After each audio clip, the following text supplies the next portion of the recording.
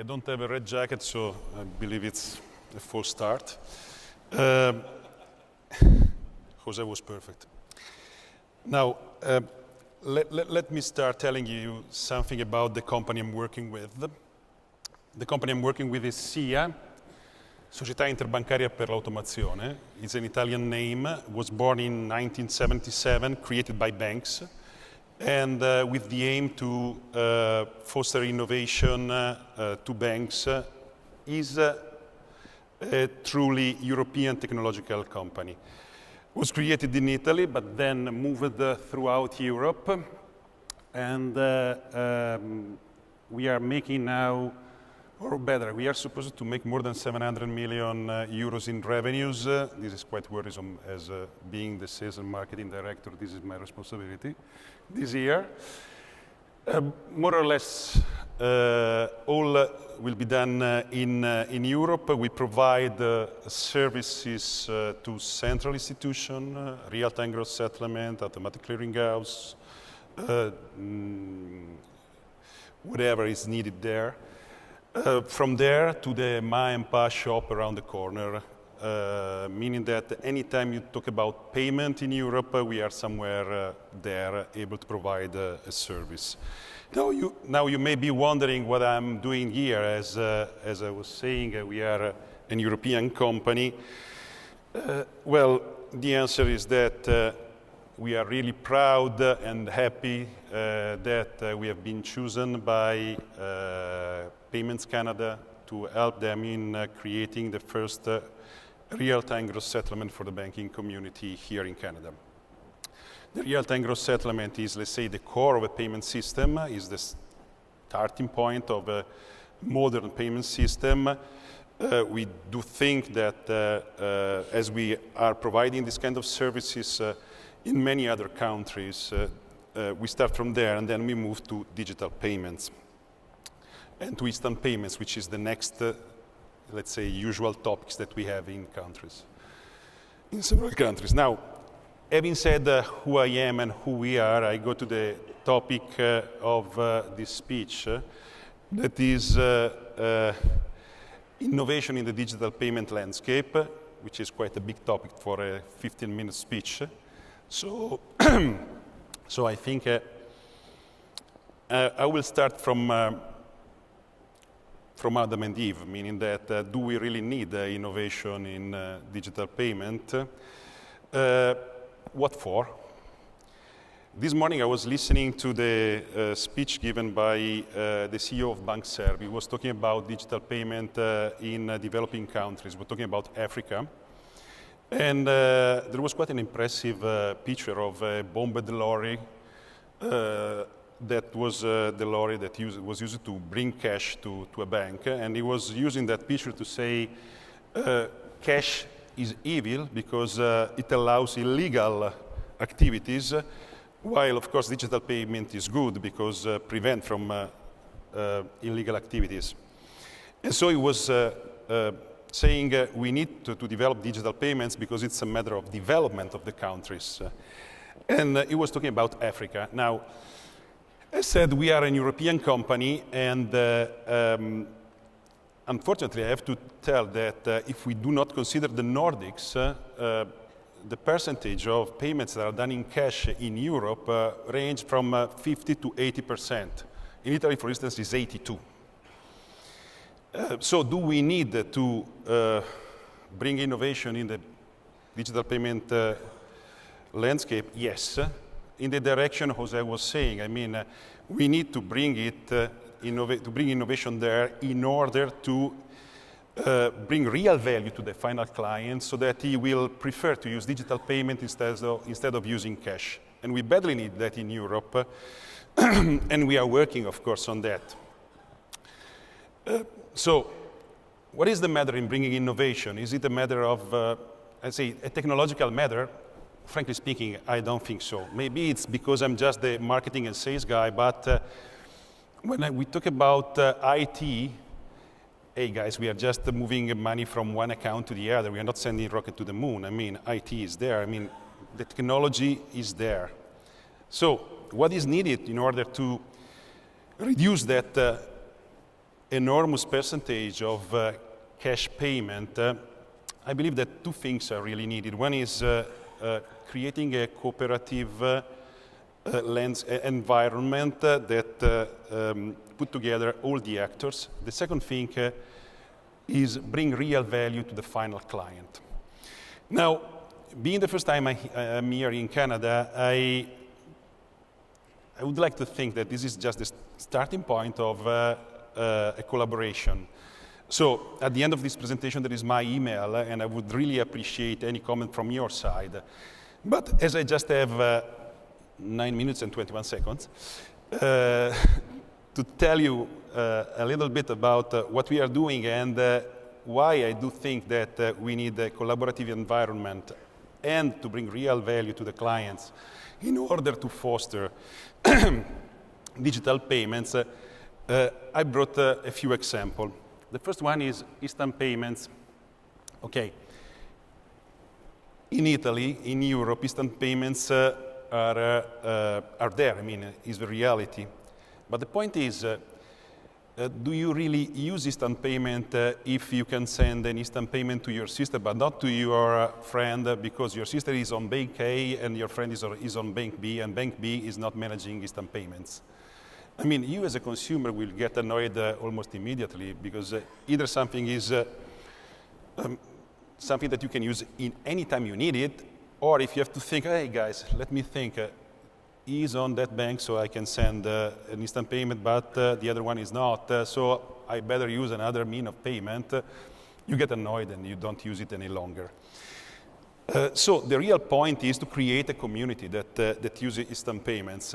I mean, not to make, give it for granted. I'm the marketing guy, so I have to tell you what we are doing. So we provided an end-to-end solution in order to onboard banks. Of course, instant payment is quite an issue for a bank because payments are something that is a batch procedure.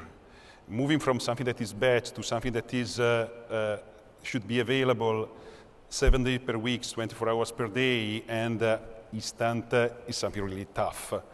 That's why when I was talking about creating a collaborative environment, I was thinking not only to banks, but also to providers like us that enable banks to get there, to be ready for this.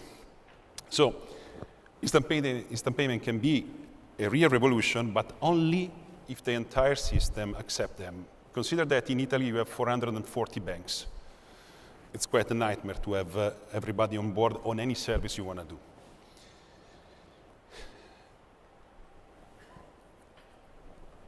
Then, once that you have created a real new service, so you have created this collaborative environment I was talking about before, then you have to bring real value to your client. What does it mean? I brought here an example. When we heard that the European Central Bank was preparing for issuing instant payments, we started a kind of experiment that was creating our own, let's say, way to bring instant payments to clients. So we developed it through app, and we used it mainly for peer-to-peer purposes. So if you have to share the bill of your pizza, you could use it. And we were able to convince 150 banks. Remember that when talking about Italy, we talk about 440, so a part of it. And more or less 5 million customers that were sharing their bill using what we called Jiffy. But then, when instant payment became a European service, so under the regulation of the European Central Bank and blah, blah, blah, well, we already had the app and we already had the alias that was the telephone number. And so we teamed up with the local debit scheme that is Pago Bancomat that had another problem because being the Italian local debit scheme was not able to go cross-border and was not yet on a mobile phone. So teaming up together, the outcome is that now we have 440 banks on board, and that we can, an Italian client of this debit scheme can go in Europe using his PagoBank. But so we moved from something that was on national basis to something that is now on regional basis and is digital, creating real value for the end customer. Open banking. Open banking can be another example. This morning I was at the conference on the first floor. I learned that here in Canada is still an open discussion, not yet decided. In Europe, it will be mandatory by the law. By the 14th of September, every bank should make account information and payment initiation available to anybody the client asks to be made available. We had, I think, a couple of years of scaring discussion with consultants that were saying, you know what will happen? Facebook and Amazon and Google will invade your business, and they will kidnap clients from banks, and a new horizon is born. Honestly, I'm back to that huge percentage of payments that are not done, that are done in cash still. I don't think that the point is fighting one against the other. I think that the point is creating a real service for the final customer. Making an example, if you combine what you can do with open banking with the digital payment, with the instant payment I was talking before, you can have, for instance, a real zero balance cash pooling multi-bank. It's something that in the European market doesn't exist yet, but it's something that a company would ask first to his house bank and then to a fintech, just if his house bank is not providing this solution to them. And I'm telling this because I spent most of my career working in that area. So what I'm saying is that put the client at the center, which is what open banking does. I mean, as a client-centric rule, is not bad, it's good, because we have to go back to the fact that now the client is still using 80%, 60% of the time cash. Why? Because it's convenient. So we have to create different ways to pay that are convenient for him, that are better than cash. So use all what is related to that. The last example I would like to do is related to what we call SIA chain, which is a blockchain. I mean, blockchain is a terrific technology, but unless you want to build up a Ponzi scheme on Bitcoin, if you want to do serious things like account reconciliation, like trade finance, stuff like that, well, you need somebody that set up a set of rules that onboard you, and in other words, you need to create a cooperative environment, once again, with all the stakeholders there, bringing, once again, real value to the final client.